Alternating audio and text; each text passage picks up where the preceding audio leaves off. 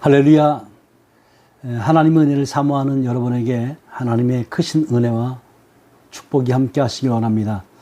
오늘 매일 말씀 월요일 시간으로 히브리서 11장 1절에서 3절 말씀까지 믿음의 고백에 대해서 말씀을 드리려고 합니다. 잠깐 말씀을 봉독해 드리겠습니다.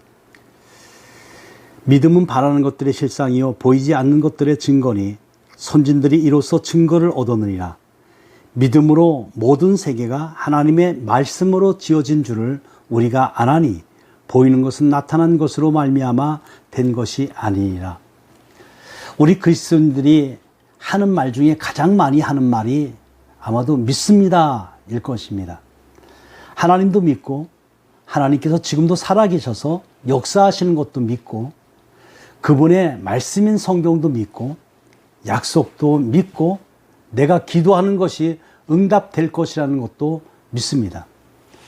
아멘이라는 이 말을 믿습니다 라는 뜻으로 이해한다면 우리의 신앙은 믿음으로 시작해서 믿음으로 진행하다가 믿음으로 마친다고 해도 과언이 아닐 것입니다. 그러니 신앙인은 믿음이 무엇이며 믿음으로 사는 삶이 무엇인지 분명하게 알고 믿음으로 살아야만 할 것입니다. 그런 의미에서 우리는 매일 말씀 시간에 믿음으로 살았던 믿음의 선배들의 발자취를 살펴보려고 합니다. 말씀을 통해 그들과 같은 생각을 품고 같은 고백을 하며 같은 행동을 하는 믿음의 사람들로 성숙되어지기를 원합니다. 오늘은 첫 시간으로 히브리서 11장의 말씀을 통해 믿음이 무엇인지 정의하는 시간을 가지려고 합니다. 첫째로 믿음은 바라는 것들의 실상이라는 거예요. 본문 1절에 보면 믿음에 대해 정의하기를 바라는 것들의 실상이다 라고 했죠. 이 실상이라는 이 단어는 아래라는 단어와 거하다, 서다 라는 이 단어의 합성어입니다. 그래서 확신이나 실상은 혹은 실체를 뜻하죠. 결국 바라는 것들의 실상이다 라는 이 기대하고 소망하는 것들이 객관적으로 실제로 나타나는 것, 드러날 것이다 확신하는 것을 의미합니다. 어떤 이들은 믿는다고 말하면서 환경에 따라 믿음도 흔들리게 되죠. 자, 그것은 진정한 믿음이 아닙니다. 믿음이란 환경에 좌우가 되지 않는다라는 거예요. 내 생각에 좌우되지도 않습니다. 오직 하나님의 말씀과 약속에 근거하여서 하나님께서 주실 축복을 기대하는 것이 믿음입니다. 사도 바울은 우리가 항상 예수의 죽음을 몸에 짊어지면 예수의 생명이 또한 우리 몸에 나타나게 하려 합니다 라고 고백을 했지요.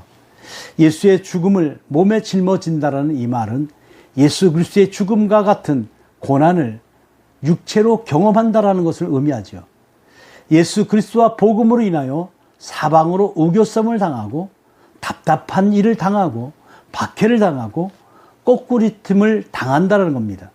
그런데 말할 수 없는 고난을 당할 줄 알면서도 기쁨으로 그 고난을 지려고 하는 그 이유가 도대체 무엇일까?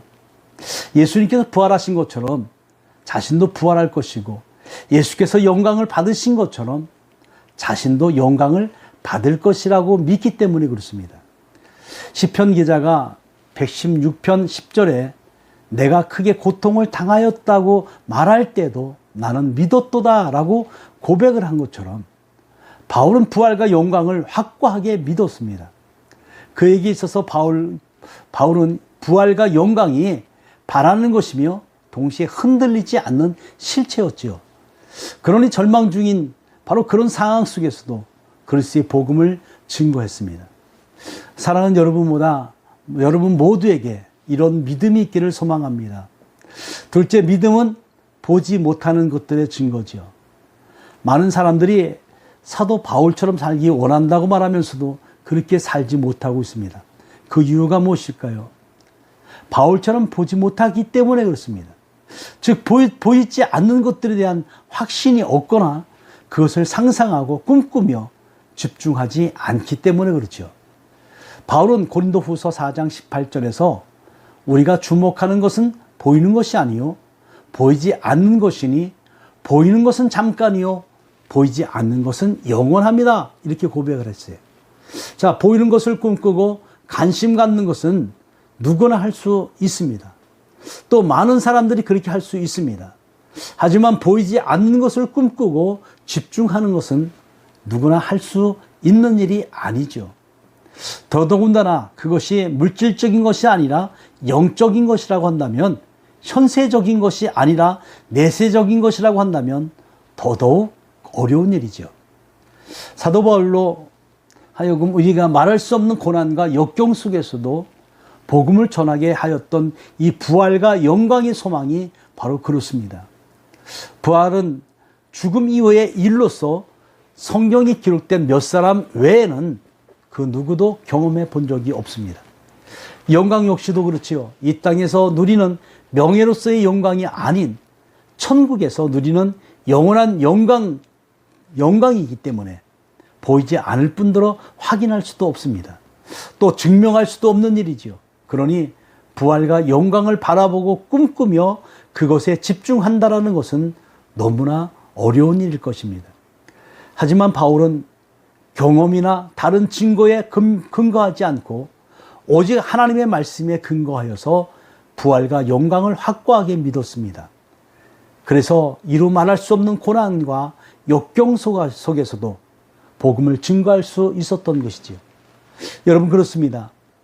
보이는 것만 주목하면 참 믿음을 가질 수 없을 뿐더러 참 믿음의 증거로 주와 함께 고난을 받을 수도 없습니다. 오직 보이지 않는 것을 주목하고 보이지 않는 것이 영원하다는 것을 알아야만 참 믿음을 가질 수가 있게 되겠죠. 사랑하는 여러분은 바라는 것들의 실상으로서의 믿음을 가지고 있습니까? 보지 못하는 것들의 증거로서의 믿음을 가지고 있습니까? 우리에게 귀한 믿음이 있어서 앞으로 살펴볼 선진들의 그 반열에 오르는 여러분들이 되시기를 축복합니다.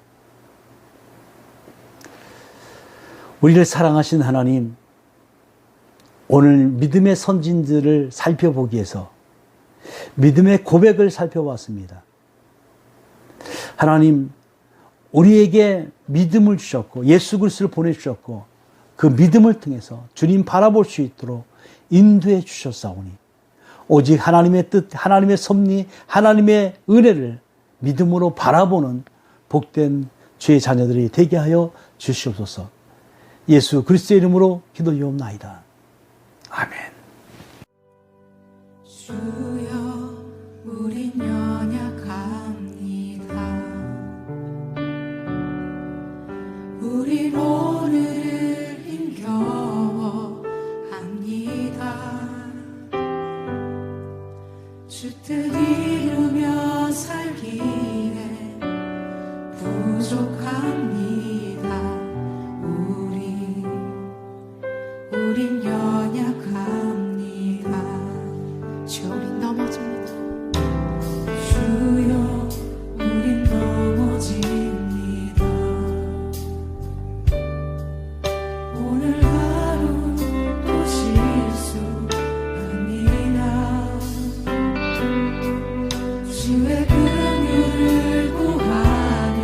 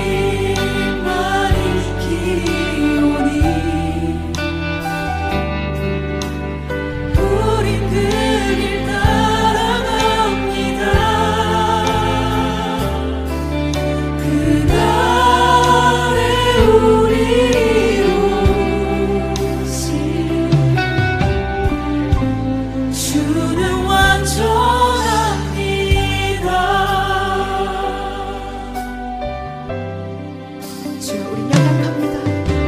주여 우린 연약합니다.